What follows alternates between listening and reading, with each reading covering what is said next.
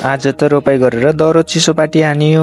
आज चाहिँ डे 1 देखि डे 30 को डे 2 रहेको छ अनि आज चाहिँ दह्रो पानी परेको रहेछ अनि त्यसपछि चाहिँ रोपाई सोपाई पनि गर्न लागेको रहेछन् अनि हामी पनि रोपाई गर्दिम भनेर मेरो भाइ र अनि म चाहिँ कुकुर लगेर खेततिर लाग्छौं। दह्रो तरिकाले बाटोमा फटाफट मेरो भाइ र यहाँ चाहिँ कुकुर पनि आइसकेको छ हामीसँग चाहिँ अनि यहाँ भाइ चाहिँ यहाँ पानी परेर दौडिँदै आइरहेको रहेछ अनि एकछिनमा चाहिँ हामी खेतसेतमा पुगेर यहाँ काम गर्नतिर लाग्छौं। देख्न सक्नुहुन्छ गाइज पानी परेर चाहिँ खेतसेत पनि दह्रो बनिरहेको रहेछ अनि यहाँ जोताइ सोताइ सब पनि भइरहेछ। यहाँ रोपाई सोपाई पनि एकछिनमा हुन्छ अनि रोपाई सोपाई सकिसकेपछि चाहिँ अनि मेरो भाइ र म चाहिँ यहाँ दोकानतिर जान्छौँ नास्ता पानी ल्याउनको लागि। बाटोमा यसो हिँडिरहेको थिएँ, जमुना पनि भेटिन्छ अनि त्यसपछि धेरै दिन भइसकेको थियो जमुना नखाएको अनि जमुना पनि खाँदै जान्छौँ अनि त्यसपछि दोकानबाट सामान लिएर आइसकेपछि मेरो भाइ र मेरो लागि चाहिँ 2 लिटरको चिसो लिएर आउँछु अनि त्यसपछि चिसो लिएर आएर चाहिँ घरतिर आउँछु। घरतिर आइसकेपछि चाहिँ गिलासमा हालिदिन्छु मैले टक्क पारेर मेरो भाइ र मेरो लागि चाहिँ टक्क पारेर हामी भाइ र म चाहिँ खानातिर लाग्छौँ अनि दह्रो खाइसकेपछि एकछिनमा चाहिँ पानीपुरी च्यालेन्ज भन्छ अनि पानीपुरी च्यालेन्ज चाहिँ गर्न लाग्छौँ।